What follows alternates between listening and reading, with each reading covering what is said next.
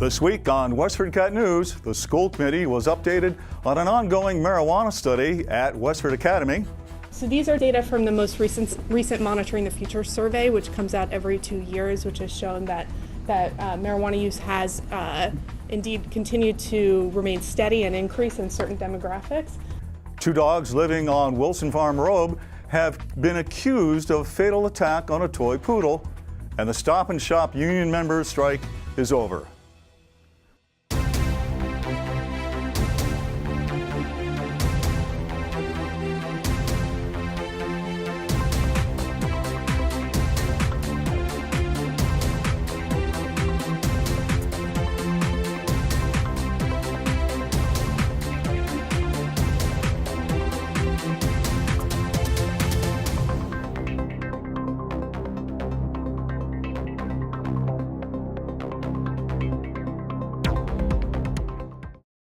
Welcome to WestfordCAT News. I'm Chuck Steinhauser, a WestfordCAT volunteer.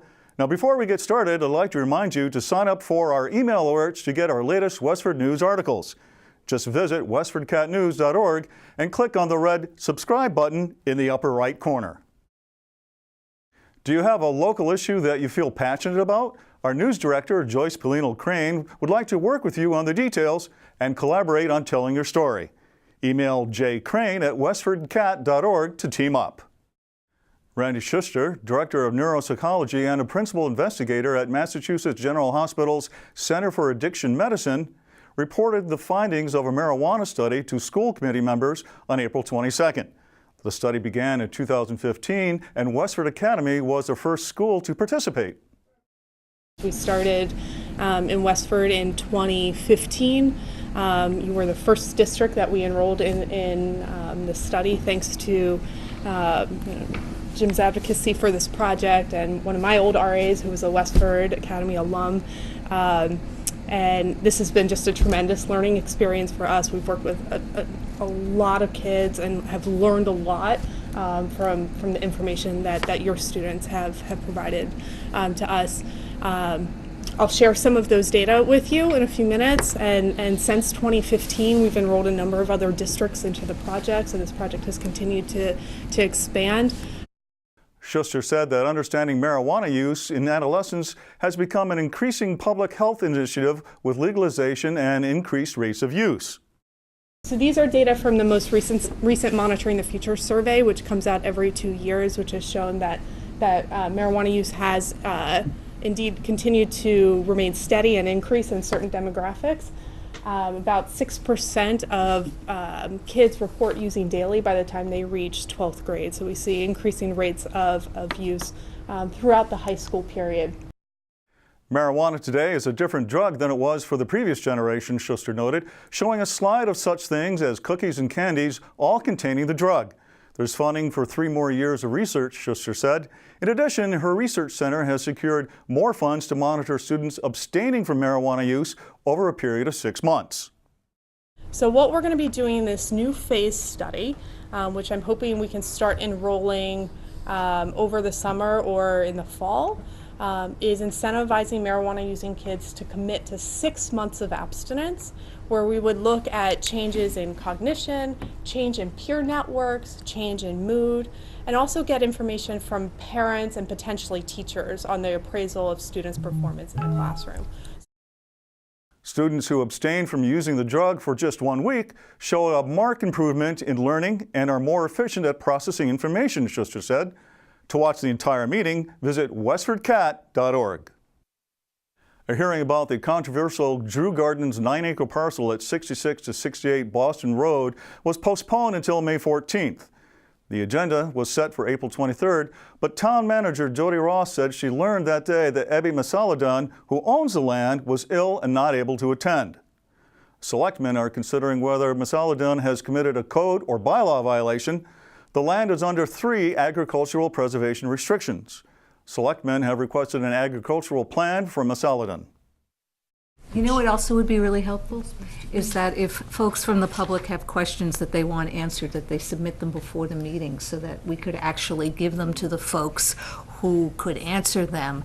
And so a good idea. instead of having to try and do it on the fly in the middle of the meeting, if they have your questions in advance, they can at least answer them and respond to those questions. So I think it would be really helpful if the public would submit their questions beforehand. Yeah, and I guess I would say it would be, I'm going to give you a date here because I got to have time to process the questions. So it's May 14th. So I would say if I can have questions by May 3rd, that would be helpful. To watch the entire Selectmen's meeting, visit WestfordCAT.org.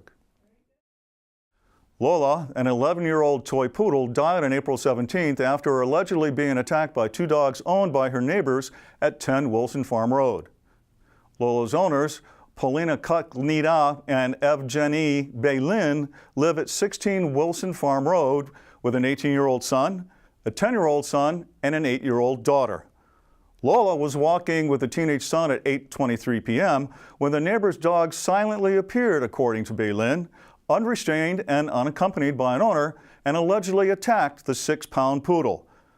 Police reports characterize one dog as a pit bull mix and the other as a black lab mix. They belong to Jill Gallagher of 10 Wilson Farm Road, according to police reports.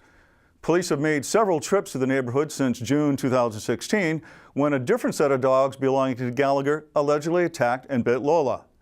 Baylin has expressed concern that the dogs will attack a child. Gallagher did not return a call seeking comment and did not answer her door to a reporter. Selectmen have scheduled a public hearing on the matter Thursday, May 2nd at 8 a.m. at the fire station on Boston Road. Stay tuned to Westford Cat and we'll update you. Good news for Stop & Shop customers. Workers and company officials reached a tentative agreement on April 20th, making it possible for the grocery stores to reopen on Monday, April 22nd. Stop & Shop's website had a brief message on its homepage. The strike is over, it said. We are now quickly working to restock our shelves.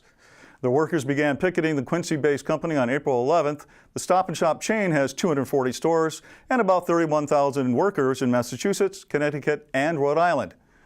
According to a spokesman for United Food and Commercial Workers Local 1445 in Chelmsford, the logjam was over wages, pensions, and health care premium costs. The company was offering a two-tiered system that would give fewer benefits to new workers. Stop & Shop reportedly lost $80 million during the 10-day strike. Stay with Westford Cat News at westfordcatnews.org for developing news. The May 7th townwide election is less than 2 weeks away, and there's only one contested race. An open 3-year term on the school committee has Alicia Curtin Mallon vying with Daniel Goldner and Sean Kelly. Mallon was appointed 2 years ago to an unexpired term and reappointed last year and is now seeking to be elected to the seat. Curtin Mallon stated, "Having served on the Westford School Committee for the last 2 years, I have the experience we need to face the ongoing challenges of budget, security, and enrollment. I have proven my dedication to our community and to continuing education, collaboration, inclusion, and best practices." Goldner has 15 years' experience teaching English. He said he's running because he believes that every child deserves the best education a community can offer, and the responsibility of a community is to provide the best education possible to each child living there. Goldner said every school committee should include an educator. Kelly said his priorities as school committee member would be threefold: fiscal responsibility, continued tradition of excellence in education, and engaged leadership within the community. I also pledge to be as accessible as possible to my constituents, he said. Visit westfordcatnews.org for the candidates' platform statements and go to westfordma.gov for poll locations and hours. Now here's news from Town Hall. Hi, I'm Jody Ross, here to give you an update from the town manager's office. So there's a lot going on in the town this spring. National Grid has come to the selectmen with a proposed new tree cutting policy, and they have a big program they're about to embark on to cut tree limbs and trees away from their power lines to try to improve the power on one of their main transmission lines. There is information on our website about this, and they will be notifying any person that there is a tree on their property about their intent to remove it or to cut it back, and we will have a hearing before the Board of Selectmen. The Pedestrian Safety Committee is proposing to add a sidewalk on Carlisle Road from where the Dollar Tree new store is on down Carlisle Road. It's a heavily walked area that is not safe right now, so they are hoping that we are able to get some Complete Streets grants money to pay for that sidewalk. The Rec Commission is going out with a request for proposals to hire a firm to help us design the Graniteville ball fields. We need an expansion there. The fields are heavily used, and so we're looking for someone to help us create like a master plan of that area. The Strategic Planning Retreat is coming up. If you haven't been, it's generally held in June. It will be June 13th at Kimball Farm. We do invite the residents to come, where we talk about a couple of important topics. This year we'll be talking about town and school safety. We've been working a lot on that. And secondly, stormwater, because it is such a big deal and we want people to understand what's going on with that. So we encourage you to come. It's 5:30 to 8:30. And then lastly, the farmers market, which is coming back to town. It still won't be here until July and August, but very exciting. We have a lot of new vendors. We actually have 4 vendors that are coming with prepared foods, so you'll be able to buy your dinner if you want prepared, and then of course the vegetables from the farm stands. And we have lots of fun activities, including the high school coming to participate with some theater productions and some of the high school bands. So we hope you mark your calendar for Tuesdays in July and August. So until next time, this is Jody Ross, and I wish you a happy spring.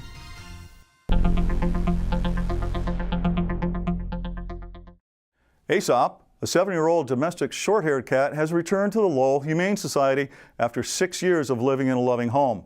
Aesop's owner passed away recently. Here's WestfordCAT's production coordinator, Patty Stocker, with more. I don't think you'd quite call him fabled, but how this loving and chill cat named Aesop ended up in a shelter is a sad story in itself. Here's the Lowell Humane Society's marketing and fundraising manager, Crystal Arnott, with more. Hi, so we have Aesop with us today. Aesop is about 7 years old, and he was adopted from our shelter about 6 years ago, but unfortunately his owner recently passed away, and so Aesop is back with us looking for another family, and we hope we can find someone who loves him just as much as his prior owner did. They took very good care of Aesop. He is a loving cat, very sweet and affectionate. He absolutely loves treats, as you can probably tell looking at him. And he also loves to play despite his enormous size. He is a little chatty sometimes. He likes to talk to you. He also would probably do okay in a home with other pets with a slow introduction. He's a pretty, chill dude who doesn't get bothered by a whole lot. He totally loves to cuddle. So if you're looking for someone to snuggle up in bed with you at night, Aesop is your man. He likes to sleep with his owner. He likes to jump right in bed under the covers and snuggle up with you. So he's hoping that his next family is open to that as well.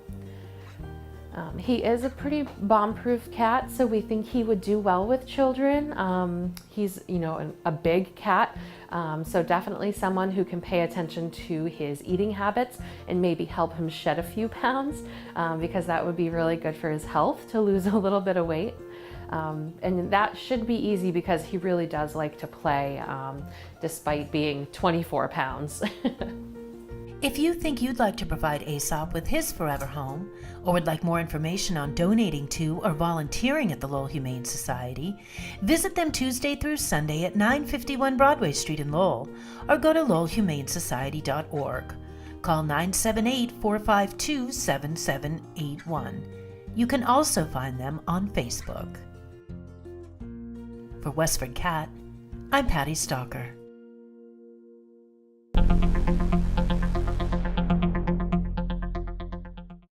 Spring has sprung in Westford. Let's see what weather.com is forecasting as we head into the weekend.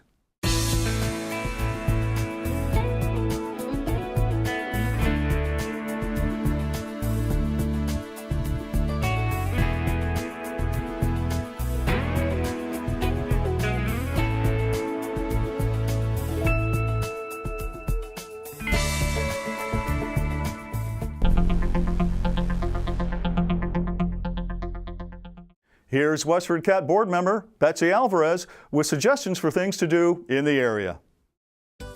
Thanks, Jack. The acclaimed woodwind quintet Vento Chiaro will perform at Indian Hill Music School in Littleton on Sunday, May 5th at 3 p.m. The musicians will present works by composers with local ties, including Bernstein's Overture to Candide and Anderson's 5 Etudes. Tickets are $15 per person and free for Indian Hill Music School students. To make a purchase by phone, call 978-486-9524, extension 116, or visit indianhillmusic.org. Local author Jose Ramirez will present a talk at the J.B. Fletcher Library on his book, Cuba and the Last Baseball Season, on Thursday, May 2nd at 7 p.m. After the Castro regime abolished professional baseball in 1961, young Cuban players had a choice: leave family, friends, and their homeland, knowing they may never see them again, to play professionally, or stay home and pursue a different and uncertain way of life.